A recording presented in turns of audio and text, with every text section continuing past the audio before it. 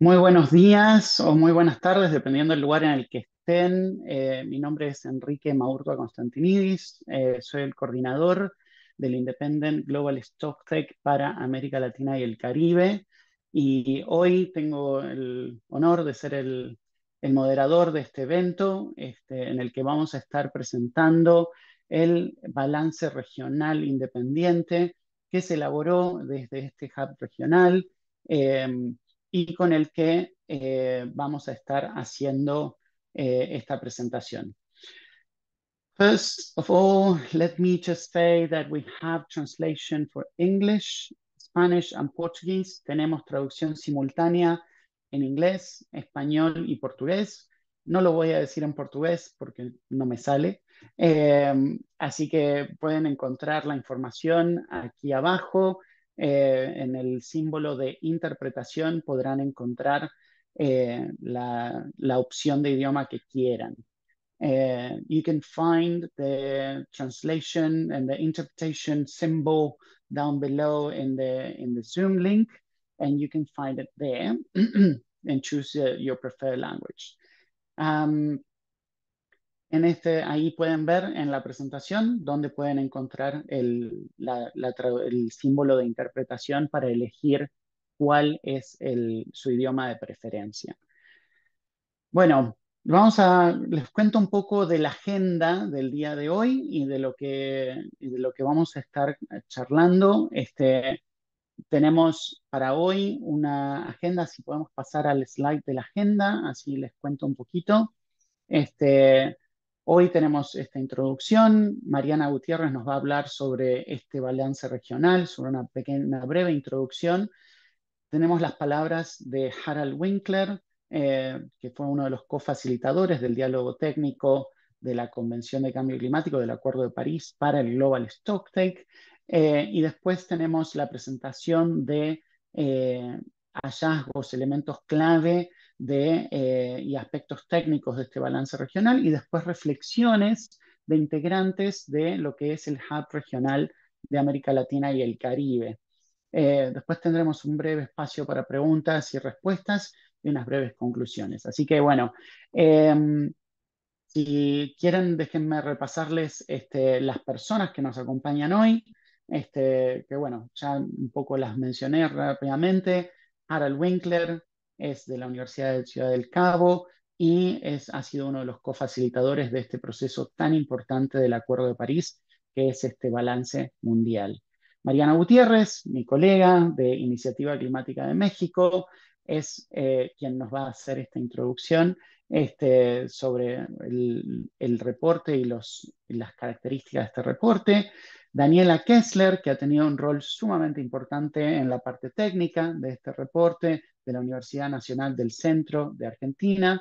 Ruana Haynes, Miriam García y Sandra Guzmán, miembros de este Hub Regional de América Latina y el Caribe del Independent Global Stocktake. Ruana de Climate Analytics Caribbean, Miriam García de CDP Latinoamérica y Sandra Guzmán del Grupo de Financiamiento Climático de América Latina y el Caribe. Así que bueno, eh, no quiero extenderme mucho más en introducciones porque tenemos un montón de conocimiento de panelistas para contarnos un montón de información, así que sin más le quiero dar la palabra a mi colega Mariana Gutiérrez de Iniciativa Climática de México para que nos cuente más sobre esta iniciativa y sobre este reporte. Así que Mariana, te doy la palabra. Muchas gracias, Enrique. Buenos días a todos y a todas desde México. Es un gusto acompañarles en este seminario y ver a este panel de lujo. Para Iniciativa Climática de México ha sido un privilegio colaborar con las organizaciones integrantes del Hub de América Latina y el Caribe. Aprovecho para agradecer a los integrantes del Hub que contribuyeron a la elaboración de este balance regional, que son la Asociación Interamericana para la Defensa del Ambiente, CDP Latinoamérica, Fundación Avina, Global Initiative for Economic, Social and Cultural Rights, el Grupo de Financiamiento Climático para América Latina y el Caribe, ICM, el Observatorio Latinoamericano para la Acción Climática, la Red de Acción Climática y Transforma Global.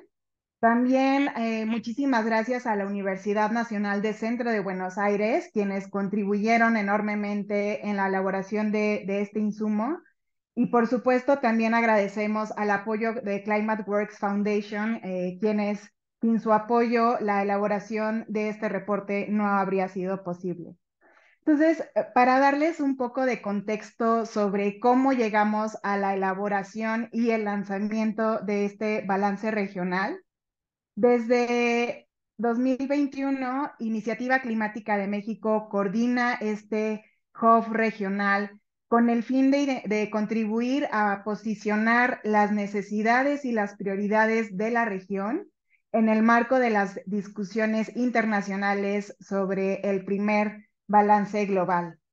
Y hoy, como resultado del trabajo y las conversaciones con el IGST LACHOF, compartimos un balance regional independiente que ofrece un diagnóstico sobre la situación del cambio climático en América Latina y el Caribe para tener una radiografía de los avances y oportunidades de la región para hacer frente a la crisis climática bajo un enfoque de justicia y de transparencia climática.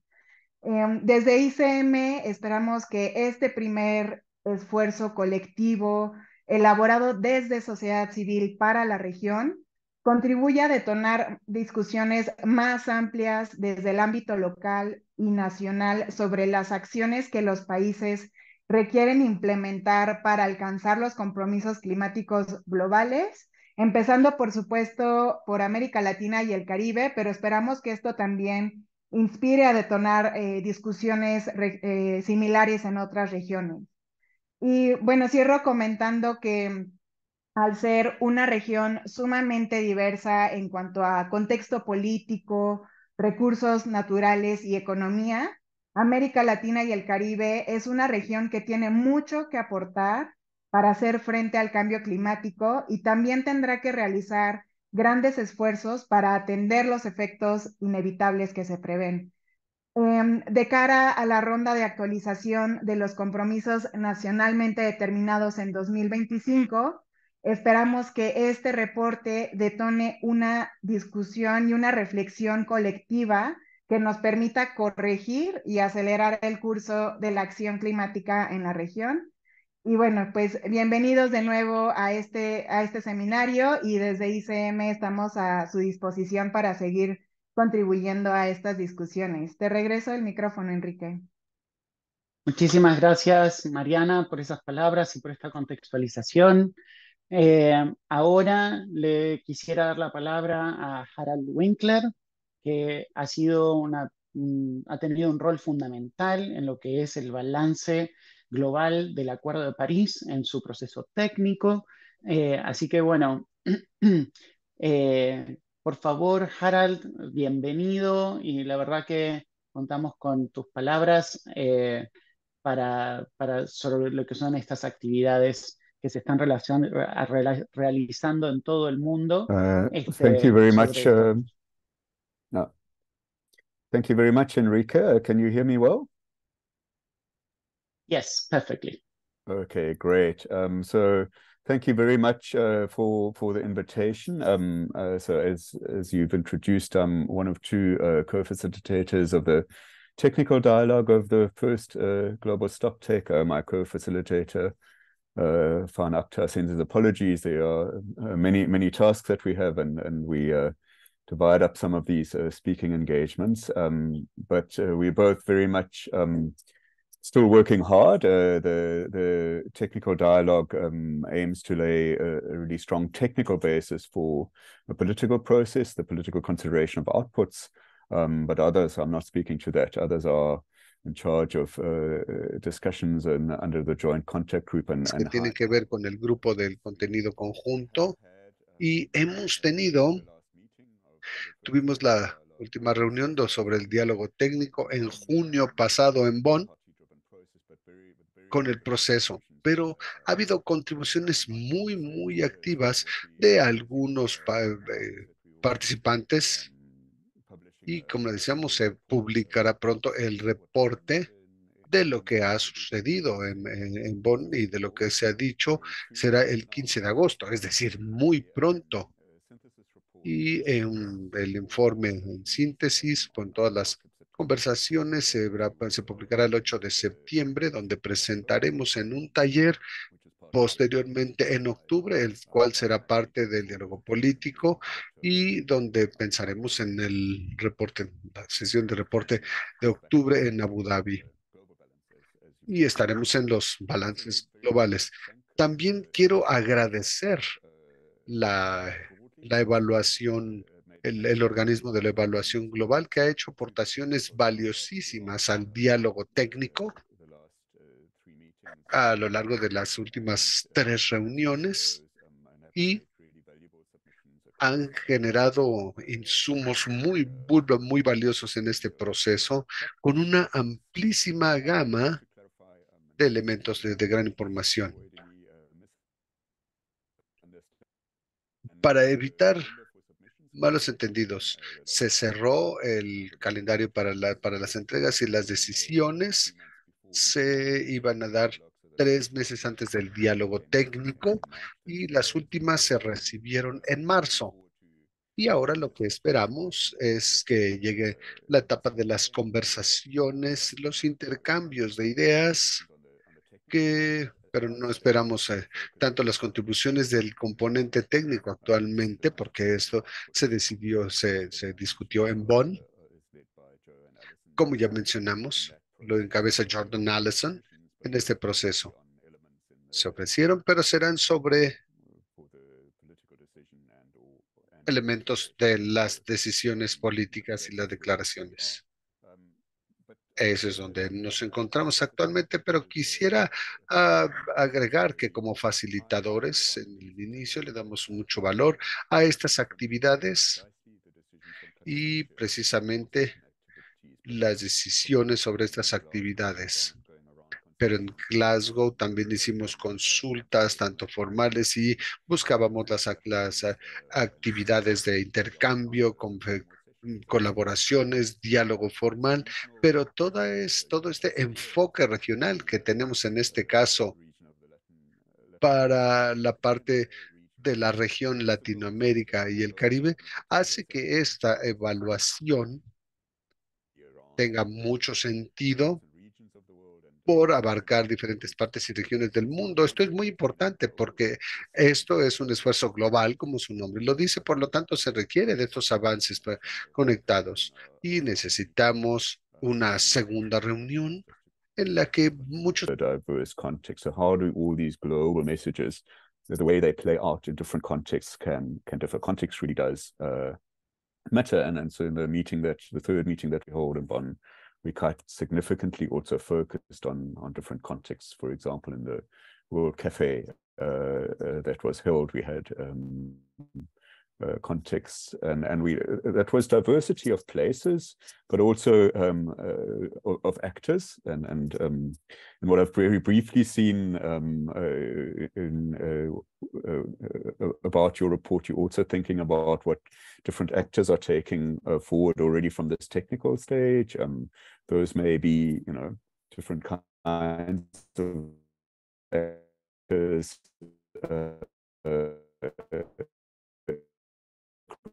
A wide range of mindful that as we're doing so, we are having this collective process. We're not having an individual country focus, but it's important for everyone to really think hard what comes after the GST, not only after the technical dialogue, which I'm helping co-facilitate, but also after the decision and or declaration are actually agreed in Dubai.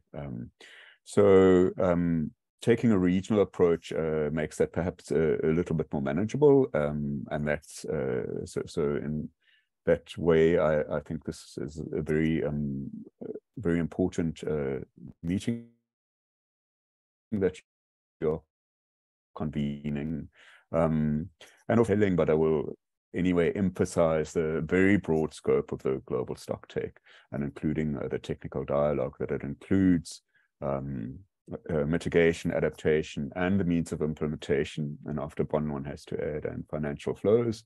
But that we are already observing loss and damage, and in many regions that impacts have already reached that point.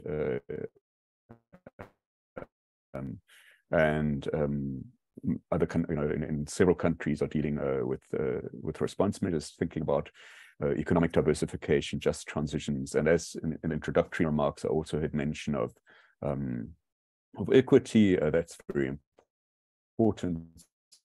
The global stocktake is all about equity and ambition, and both of those informed by the best available science. And so questions of what is required by science and equity, and how equity can be framed to enable ambition, are really important considerations. I would say at all scales, at the global scale and the regional scale, and across spatial scales. Then, of course, while we are focused again on delivering the strong technical information to support the political process, the GST as a whole is, of course, informing the next round of NDCs, the nationally determined contributions, and enhanced international cooperation. So that and the what I think is emerging is that depends, of course, very much on what's decided politically, but there are also important outcomes and outputs on the technical side that in themselves are important and can help everyone, all actors across the range, enhance action and support. So that's it from me. I'm very much looking forward to hearing the presentation from the independent regional GST and listening to the discussions. Thank you, Enrique. Back to you. Thank you very much, Harald, for your words and for your participation and making the time to be here with us today. Sigo con español. Muchas gracias nuevamente, Harald. Así que ahora, para escuchar específicamente cuestiones técnicas y datos y enfoques metodológicos que se han utilizado en el marco de este reporte, le quiero dar la palabra a Daniela Kessler de la Universidad del Centro de la provincia de Buenos Aires en Argentina. Así que, Daniela, tenés aquí el piso para poder hablar y contarnos más sobre algunos de los datos que habla este reporte. Muchísimas gracias. Gracias a vos, Enrique. Bueno, buenos días o buenas tardes a todos. Una consulta, ¿podré yo compartir mi pantalla? Habíamos preparado una... Sí, tenés ahí para compartir, hacelo sin problemas. Sí, perfecto.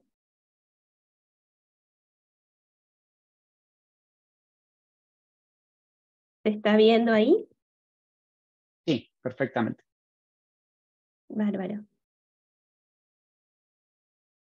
Bueno, primero contarles que lo que vamos a ver ahora es un breve resumen de lo que es este reporte regional, que es bastante más extenso, así que los invitamos luego a mirarlo en detalle. Primero vamos a contar un poquito cómo fue la metodología utilizada para realizar el reporte y qué aspectos se tuvieron en cuenta. El reporte se divide en dos grandes partes. La primera, que muestra tendencias regionales en cuestiones socioeconómicas y retos estructurales de la región. Y una segunda parte que muestra específicamente la relación de América Latina y el Caribe con el cambio climático.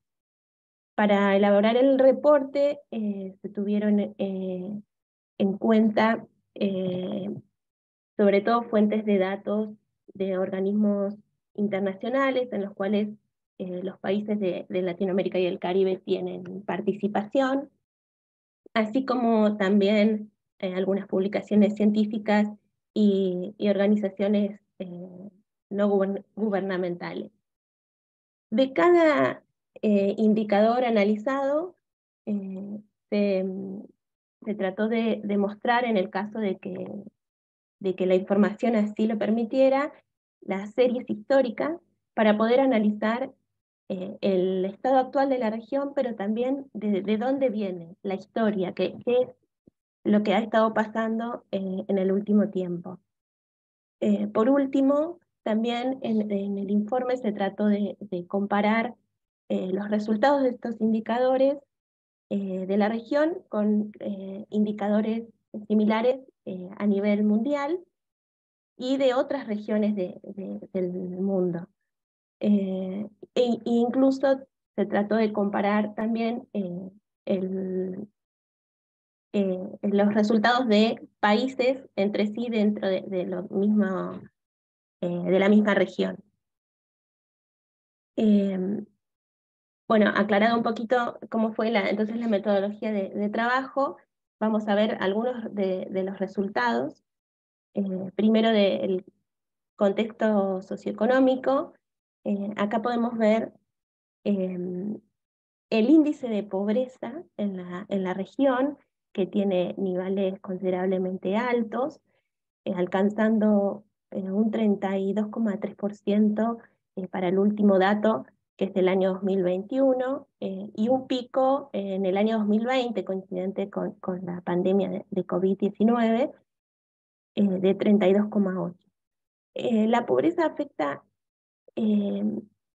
específicamente, o sea, en mayor proporción al sector más joven de la región, a los niños, las niñas y los adolescentes, y específicamente a algunos grupos específicos,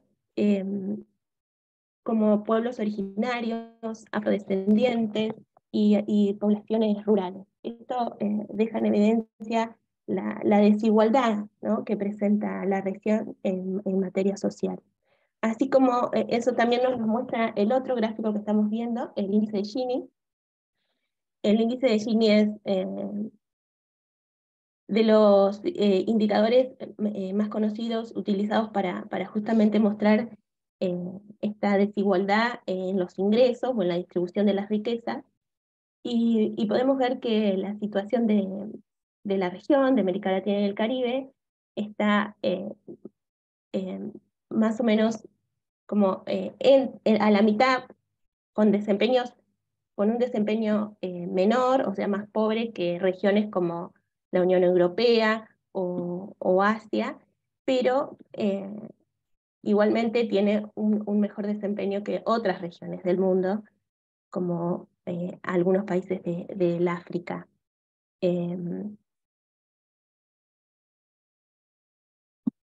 En cuanto a la deuda externa, o sea, la región está fuertemente endeudada, con un nivel de endeudamiento que alcanza casi el 50% del PBI de la región. Y los países con mayor endeudamiento en los últimos años han sido, por ejemplo, Nicaragua y Chile. El PBI de la región, que aquí no se muestra, pero ha tenido un estancamiento, es decir, que no ha crecido desde el año 2010 a la fecha. Ahora pasando un poquito a lo que es la adaptación, podemos decir que en 30 países de los 33 de América Latina y el Caribe han presentado ya su contribución nacional determinada. Esto es más del 90% de los países de la región. Y la mayoría de los países incluyen la adaptación como tema prioritario, ¿no?, en sus índices. Sobre todo en los sectores de la agricultura, seguridad alimentaria, agua, salud, ecosistemas y biodiversidad. Además, 96 ciudades de la región cuentan con un plan de adaptación y 25 estados latinoamericanos también cuentan con un plan de adaptación. La región está trabajando fuertemente en sus planes de adaptación y ahora vamos a ver más adelante si esto está teniendo un efecto positivo, si se está viendo, ¿no?, las acciones en la práctica. ¿Cuáles son los impactos observados del cambio climático en la región? En esta gráfica, cuya fuente es del último reporte del IPCC, se muestran los impactos tanto en los ecosistemas naturales como en los sistemas humanos. Vemos que la región está fuertemente impactada en todo lo que es ecosistemas terrestres, marinos y de agua dulce, así como también en los sistemas de producción de alimentos, en la salud, en las ciudades y en las infraestructuras, principalmente los países más afectados son los países insulares del Caribe, ¿no? Pero toda la región sufre estos impactos. ¿Cómo está América Latina y el Caribe en cuestiones de emisiones con respecto a las emisiones globales? Bueno, la región contribuye con el 10% de las emisiones globales. Y estos son datos de 2019.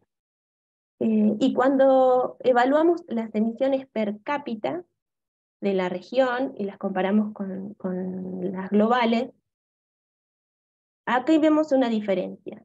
Si no se consideran las emisiones del cambio de uso de suelo, entonces la región tiene emisiones per cápita menores que la media mundial, un 21% menores. Pero si sumamos las emisiones provenientes de los cambios de uso de suelo, esta situación se revierte y la región pasa al frente, mostrando emisiones per cápita superiores a la media mundial. Esto no deja en evidencia la relevancia del sector de la agricultura, silvicultura y otros usos de la tierra en las emisiones de la región. Y bueno, y la relevancia, ¿no?, de tomar medidas en este sector. Pasando al sector de la energía, la matriz energética primaria muestra números similares a la matriz global, ¿no?, con una alta preponderancia de combustibles fósiles que totalizan casi el 60% 65%, perdón, de la matriz, seguidas por las hidroeléctricas de gran escala. Cuando analizamos la intensidad energética del sector, de la región, esto es la cantidad de emisiones por cada unidad de PBI, la región ha sufrido también un estancamiento, ¿no? Las emisiones, la intensidad energética, la intensidad, perdón, de emisiones de la economía se ha mantenido constante con una leve alza, una tendencia a la alza. Esto va en contraste con lo que pasa a nivel mundial, donde la intensidad energética viene disminuyendo durante los últimos años.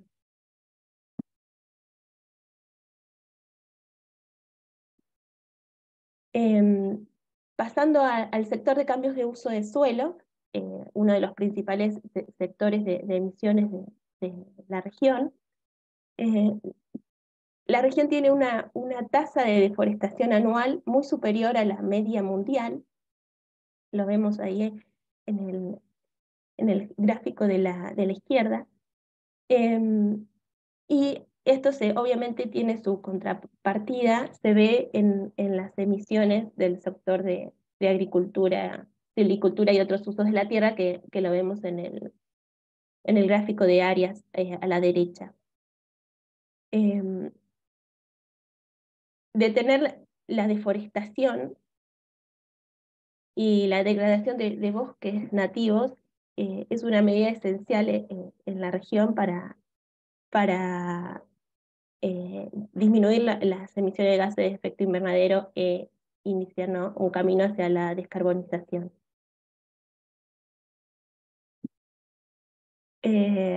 Por último, llegamos a la parte del reporte donde se analiza el financiamiento y la cooperación internacional en la zona, en la región.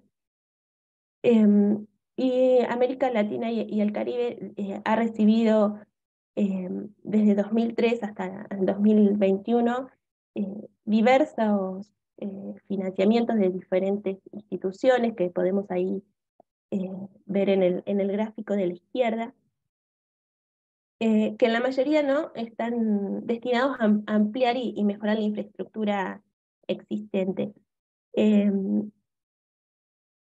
La mayoría del financiamiento recibido hace foco en lo que es mitigación y reducción de deforestación, pero sigue faltando mayor financiamiento para el sector de adaptación al cambio climático.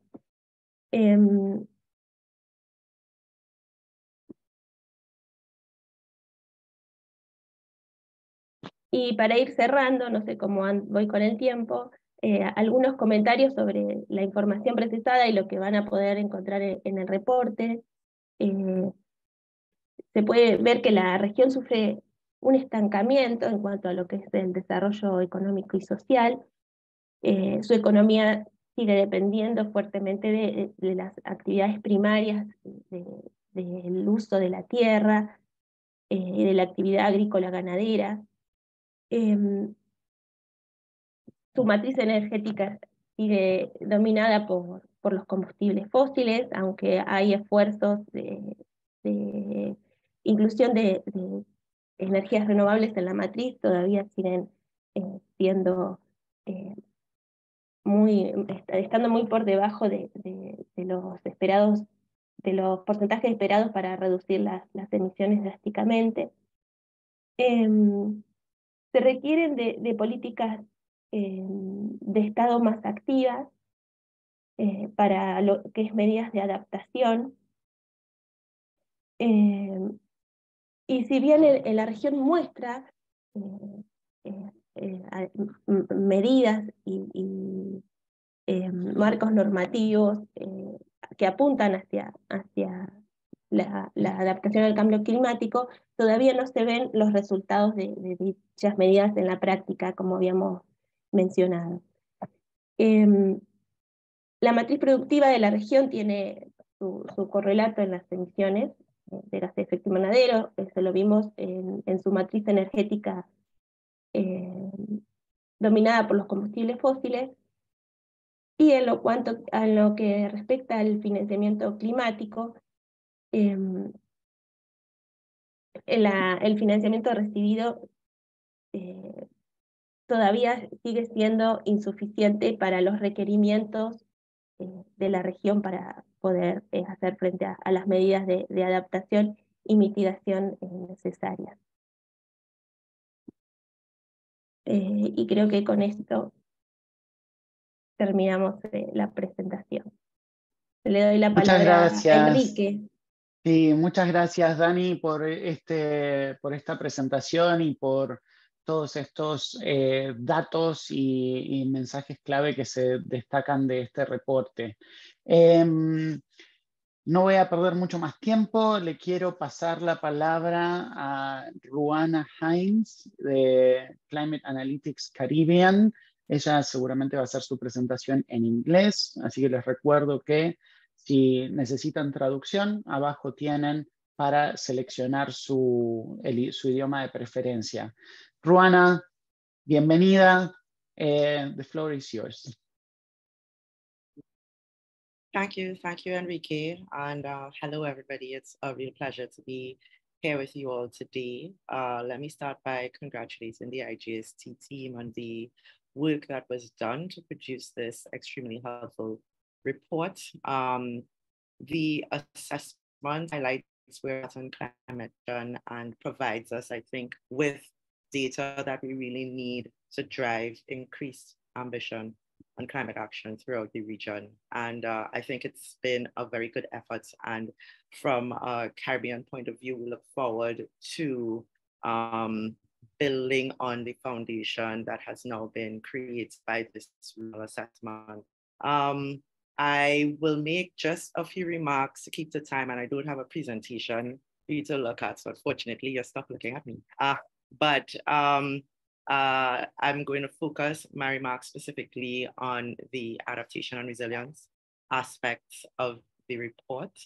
Maybe I'll start off by saying from a Caribbean perspective, weather and climate events recurrently impact economic performance, productivity, livelihoods, and the quality of life.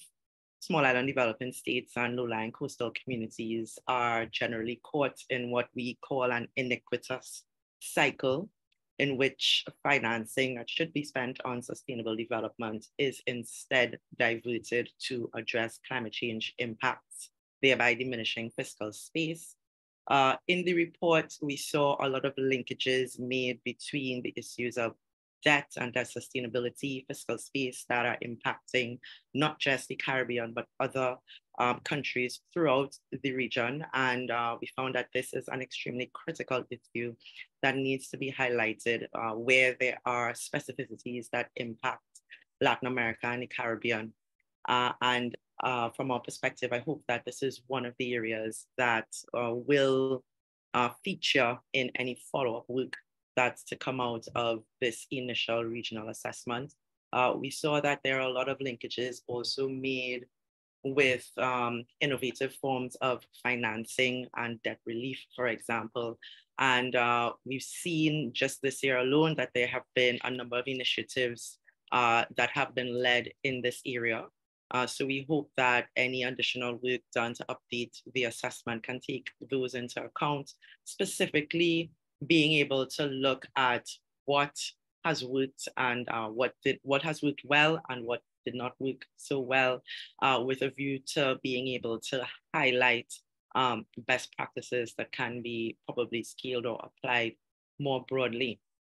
My second point is in relation to some of the social groups that have been highlighted in the report in terms of looking at the impacts of climate change in relation to these groups.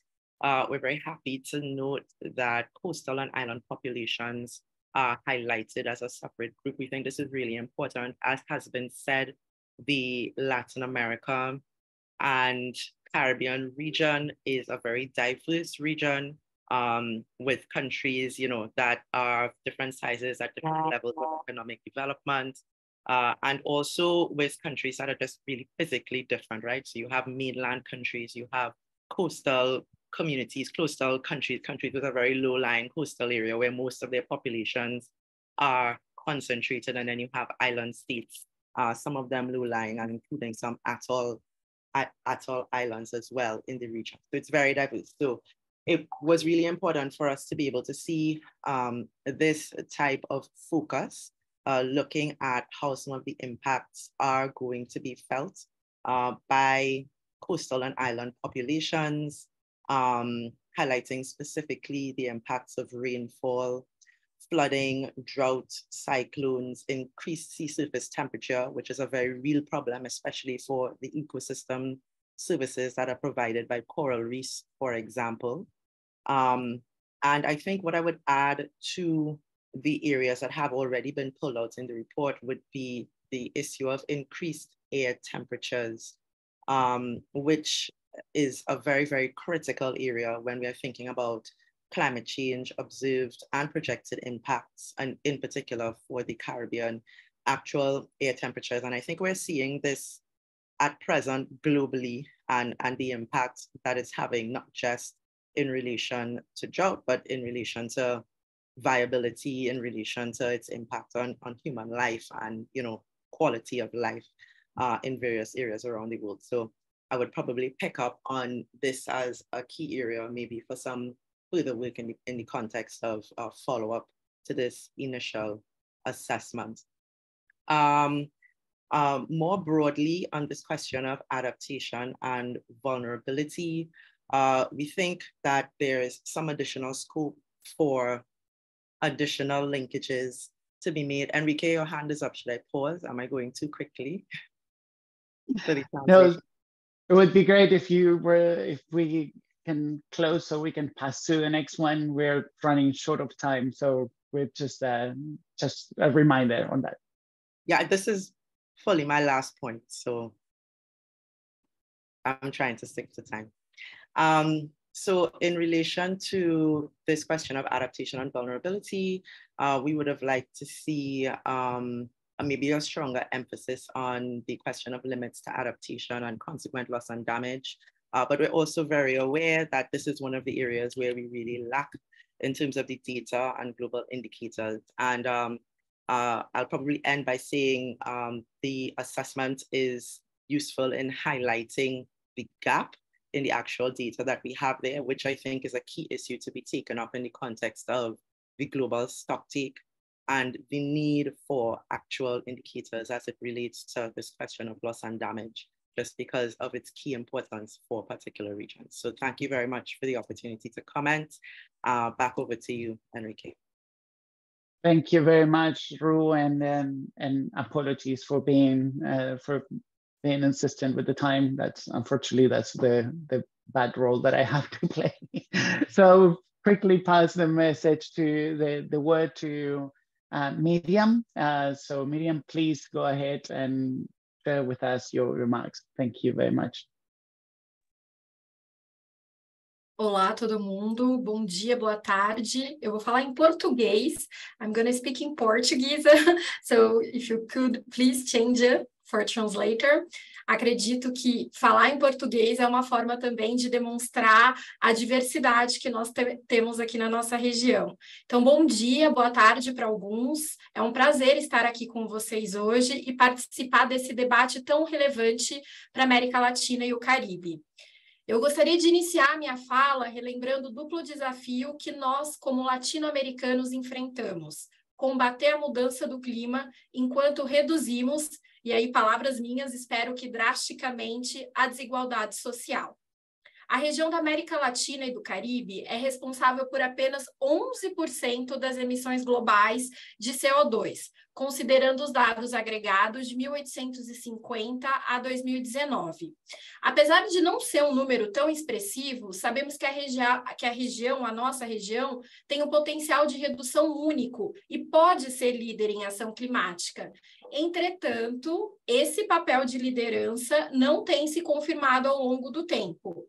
Nos últimos 10 anos, as emissões de CO2 não se alteraram, Ou seja, nós não estamos numa esteira de uma implementação mais robusta e de mais ambição climática. Nós continuamos desmatando as nossas florestas. Como a Daniela apresentou, a maior parte das emissões de gases de efeito estufa da nossa região vem de setores relacionados ao uso da terra e às mudanças do uso da terra. 59% das emissões totais desse setor. Nas últimas 3 décadas, a região perdeu uma cobertura florestal equivalente a uma área maior do que o Peru. Então, não é algo que dá para passar batido ou esquecer. A título de comparação, entre o setor do uso da terra e o segundo de maior emissão, temos o setor de energia. Aqui são só 31%, comparado com algumas outras regiões. Esse número pode parecer não tão grande, mas é muito importante enfatizar que precisamos debater sobre a questão de substituição de combustíveis fósseis, como petróleo, carvão e gás. Precisamos de uma matriz energética mais sustentável, pensando no ambiente e na saúde das populações. Uma matriz energética mais sustentável é possível na América Latina. Segundo a IRENA, a Organização Internacional, a América Latina e o Caribe têm o potencial de aumentar sua capacidade de energia eólica e solar em quase 5 vezes até 2030. Esse cenário nos convida, ou quase intima, a pensar as questões climáticas em conjunto com a proteção dos nossos recursos naturais e de forma sustentável. Nós temos em nossos territórios um número de recursos naturais muito relevante e um papel muito grande para debater a questão de mitigação olhando clima e natureza. Cerca de 50% da biodiversidade mundial está na nossa região, 22% de água doce e 57% das florestas primárias.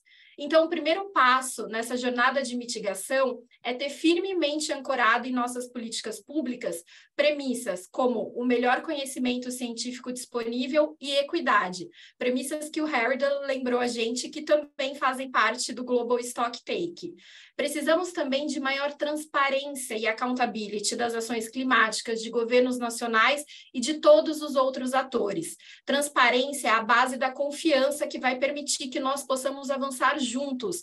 Transparência leva, sim, à criação de ambientes que todos confiem para que possamos caminhar. Nós devemos também reconhecer que somos vulneráveis aos impactos da mudança do clima e buscar formas de aumentar os fluxos financeiros climáticos para a região, que eu imagino que a minha próxima colega vai falar.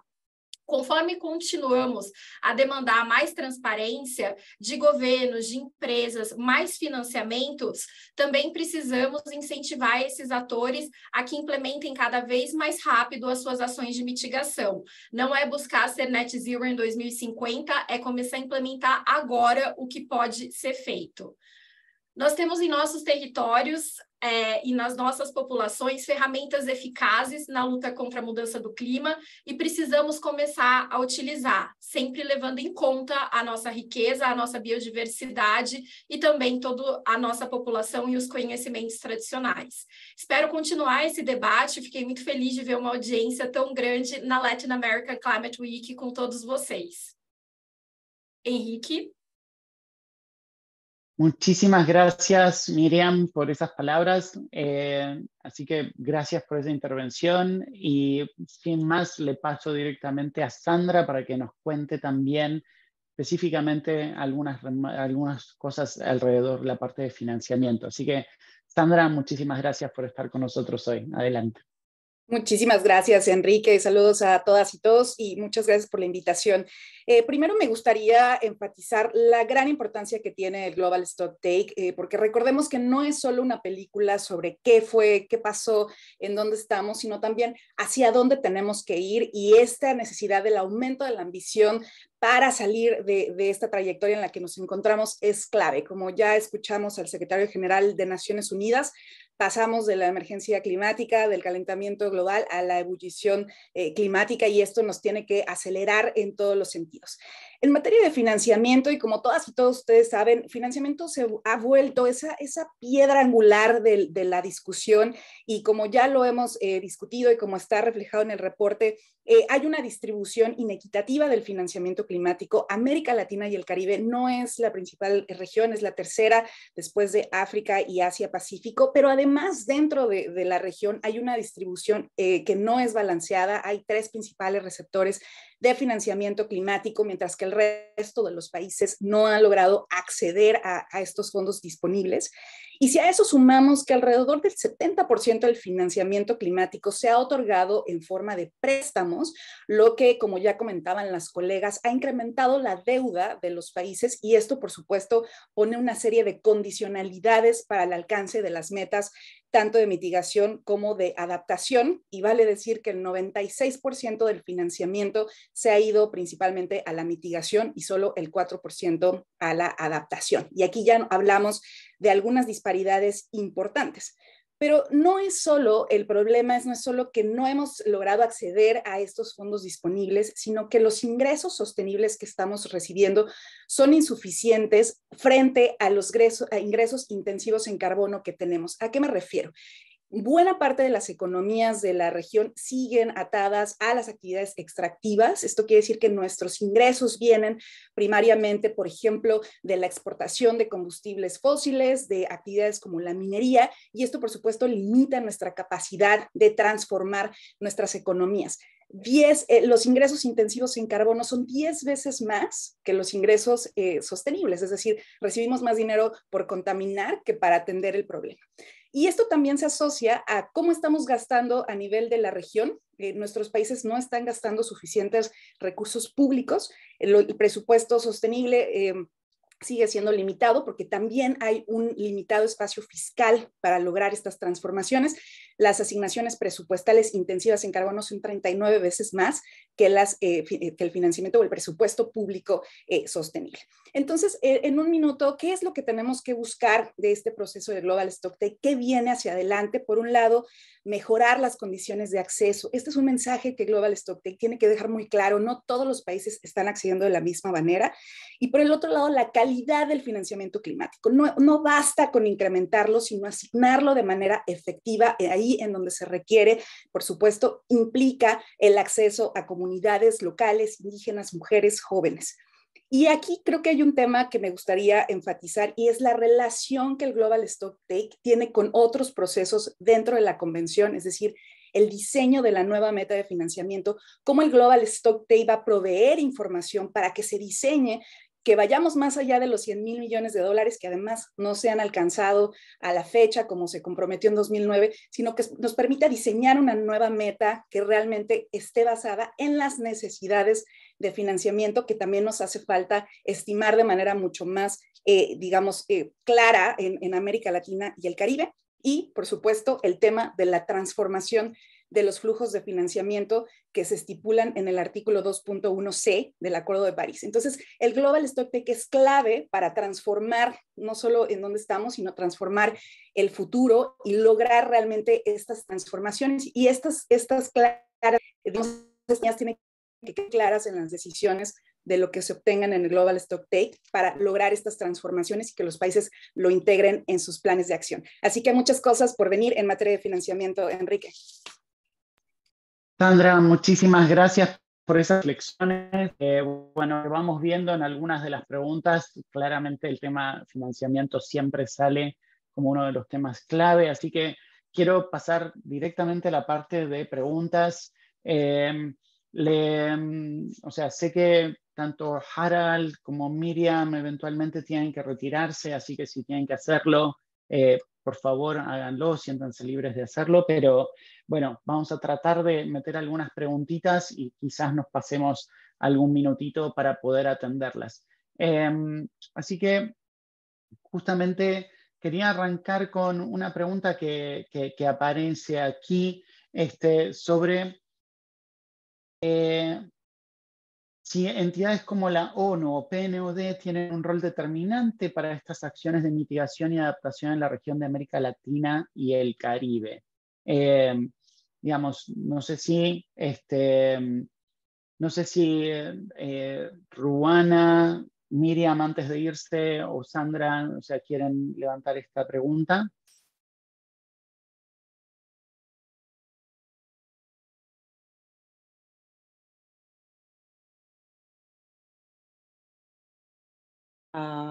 I wouldn't be sure how to answer that question, whether the UN or UNDP have a role to play in, is that the question, whether the UN or UNDP have a role to play in adaptation in the region?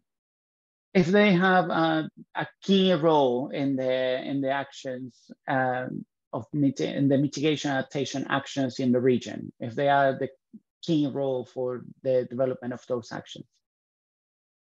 Well, I can just speak maybe from experience of what's happened a little bit in the Caribbean, and the UNDP has played a very supportive role on both counts in helping countries to develop their NDCs, as well as in helping them to do scoping studies, etc., for adaptation that contribute to their national adaptation planning. The UN is a repository of quite a bit of data that is necessary for both of these exercises. So I would say, yes, they do have a key role to play, including in helping countries to be able to access finance, particularly, especially some countries that, because of GDP per capita metrics, for example, may not have access to much financing, especially for adaptation or concessionary financing. So I would agree. Posso continuar aqui, Henrique, começar a resposta em português, daí uns segundinhos para a tradução. Certamente, quando pensamos como combater a mudança do clima, um conceito-chave é o conceito de governança multinível. E nesse conceito de governança multinível, a esfera intergovernamental das Nações Unidas, ela é certamente necessária para que possamos fazer o avanço das ações climáticas.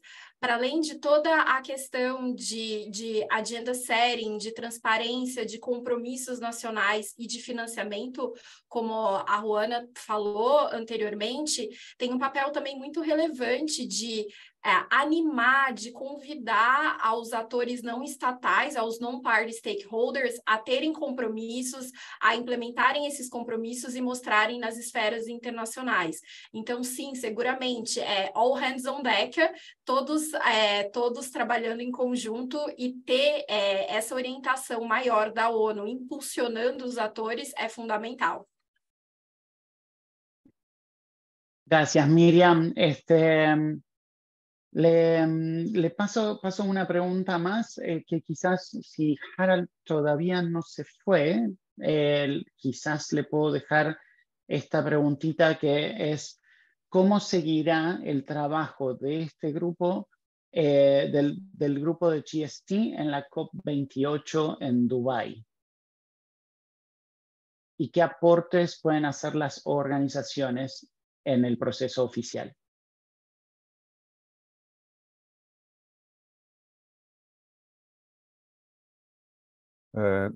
Thank you for that question, and I'm going to have to drop off very shortly, but I can respond to this one.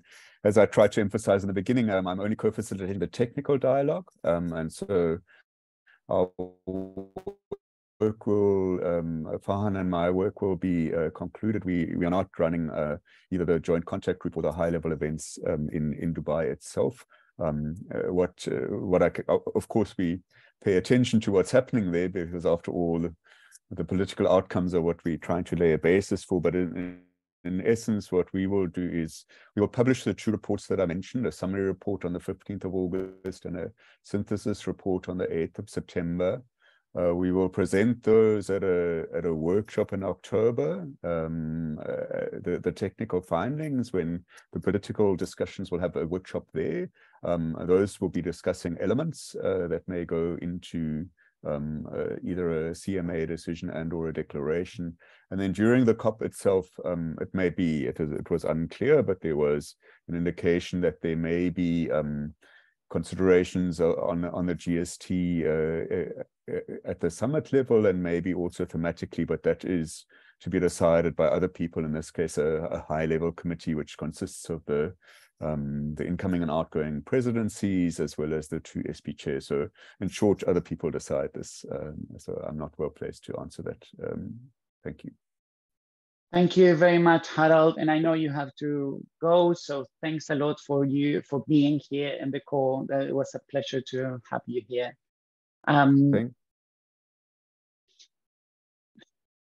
Seguiré con una pregunta de financiamiento específicamente que nos hacen, que es sobre qué estrategias efectivas se planean para regular los flujos financieros hacia adaptación, dada la gran brecha que tenemos con mitigación, considerando que deberían ser 50 y 50. Sandra, toda tuya. Claro que sí, muchísimas gracias, Enrique. Bueno, muy importante pregunta. Vale decir que actualmente ya tenemos que hablar del incremento del financiamiento para la adaptación y necesitaríamos al menos 10 veces más financiamiento para adaptación para alcanzar los flujos que se están otorgando en materia de mitigación. Y como sabrán, los países desarrollados comprometieron incrementar en 4 veces, pero inclusive, duplicar en 2 veces el financiamiento, pero esto no alcanzaría. Y una de las estrategias claves es asegurar que haya más financiamiento público. ¿Por qué? Porque hay algunos países que hablan de la necesidad de incrementar la participación del financiamiento privado, lo cual puede ser como una palanca para seguir mejorando la promoción de recurso público, pero como ustedes saben, a diferencia de la mitigación, la adaptación no siempre va a generar un beneficio económico, esta parte de la profitability, ¿no? Entonces, y en este sentido, pues es un tema que implica no solo un cambio tecnológico, sino son procesos de largo plazo en muchos casos. Entonces, apostamos a que haya más participación del sector público, tanto obviamente en los países desarrollados como en los países en desarrollo, es decir, nuestros países también tendrán que hacer una fuerte transformación de las finanzas para invertir más en la adaptación, y esto implica pues que haya una participación más activa de estos esquemas. Hay algunos países que ya están generando fondos de adaptación nacionales para, digamos, canalizar recursos internacionales, y esto es muy importante para seguir generando, digamos, un financiamiento que llegue a las comunidades, por ejemplo, que llegue a nivel territorial, lo que no siempre sucede con otros mecanismos. Y quisiera aprovechar, Enrique, para contestar una pregunta que hace Ernesto Méndez, a quien le invito con mucho gusto a continuar la conversación, una conversación larga. Él habla de cuál es el monto real que invierte el gobierno mexicano. Bueno, si ustedes consideran el presupuesto público total asignado, por ejemplo, en 2021, solo 0.05% del presupuesto se fue a la atención de cambio climático. Repito, solo 0.05% del presupuesto nacional. Y, por supuesto, aquí en México hemos observado un gran retroceso en cuanto a la asignación de recursos para la atención de cambio climático, y lo que hace falta, por ejemplo, para poner en marcha un proceso más estructurado es tener una estrategia nacional de financiamiento. El mercado de carbono va a ser parte de ello, pero no va a ser la principal. Entonces hay que tener una estrategia diversificada, pero aquí les puse el índice de finanzas sostenibles que les queremos compartir con muchos más datos, y feliz, Ernesto, de seguir la conversa fuera del aire, porque sé que tenemos bastante tiempo, más bien muy poco tiempo para esta conversación. Enrique. Muchísimas gracias, Sandra. Hago unas 2 preguntas más, si es posible, para no abusar del tiempo que ya nos hemos extendido.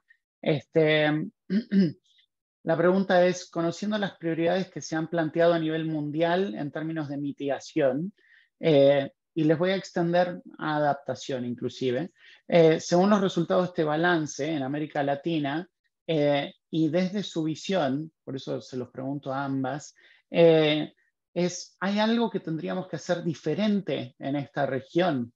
¿Qué podríamos hacer para alinearnos?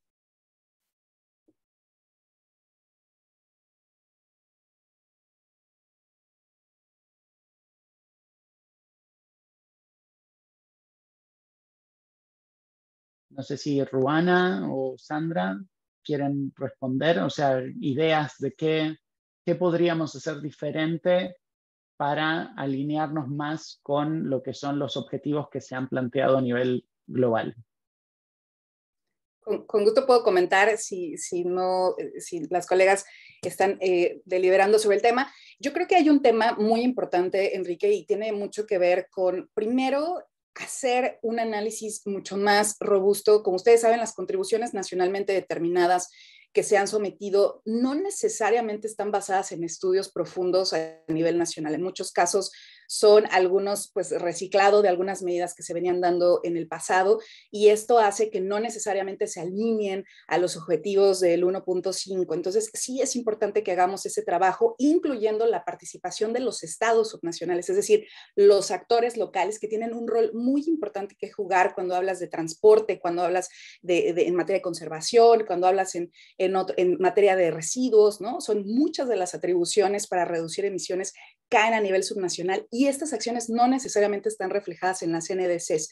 Y terminaría diciendo que me parece muy, muy importante que en nuestros países haya una mejor identificación de las necesidades, ¿no? ¿Cuánto nos cuestan las NDCs? No tenemos esos números, muy pocos países han logrado analizar cuánto nos cuestan las NDCs, y que esto nos permita hacer un cruce mucho más efectivo de los flujos de financiamiento con las necesidades que tenemos a nivel nacional y subnacional, y creo que eso nos va a ayudar a hacer una implementación muchísimo más efectiva para alcanzar los objetivos. Y bueno, no está de más decir que esto, por supuesto, depende de contextos políticos más certeros. Como sabemos, en la región estamos viviendo mucha incertidumbre en muchos procesos políticos, los gobiernos no están priorizando el tema de cambio climático, y eso, por supuesto, rompe ciertas dinámicas que nos tienen que poner en esa senda del 1.5. Entonces, yo solamente enfatizaría el rol de instrumentos regionales, como es el Acuerdo de Escazú, para acercarnos a mejorar la participación ciudadana en estos procesos de diseño de política pública,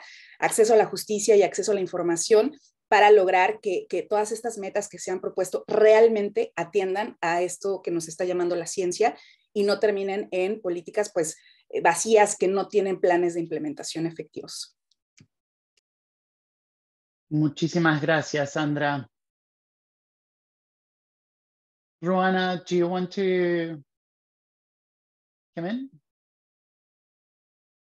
We're running out of time, so otherwise we probably can start closing. Okay, so since we are running out of time and we are already past the hour, vamos a ir cerrando este webinar. Le quiero agradecer muchísimo a la Universidad del Centro, a Daniela, a Gabriel, que han colaborado fuertemente en todos los aspectos técnicos de este reporte. Ruana, Sandra, muchísimas gracias por estar en este webinar, hacer esos comentarios, mostrar esta diversidad de problemáticas que tenemos en nuestra región. Hacerles presente que este webinar va a estar grabado, el reporte está disponible.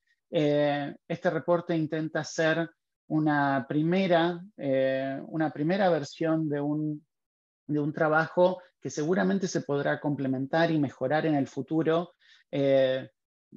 Ruana mencionaba temas de datos que a veces por ahí son difíciles de alcanzar o de obtener, y eso mismo nos da un parámetro de las dificultades a las que nos enfrentamos en nuestra región también.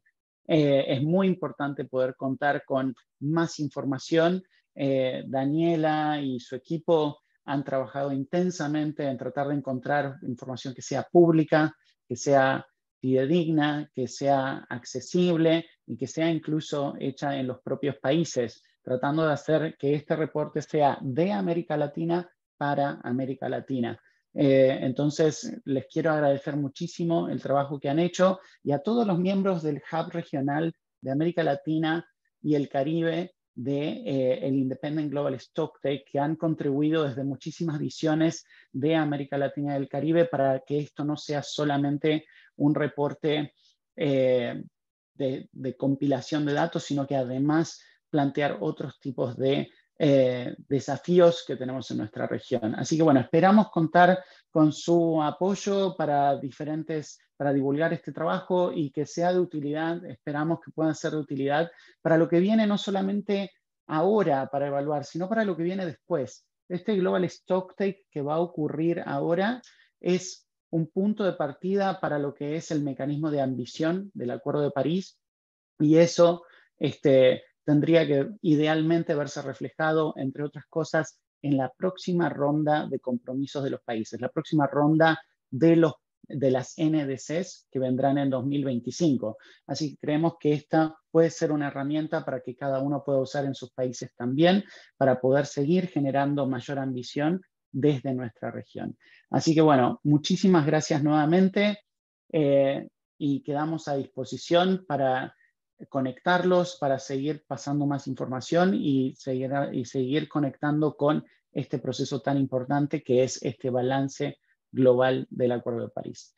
Muchas gracias y que tengan buenos días o buenas tardes.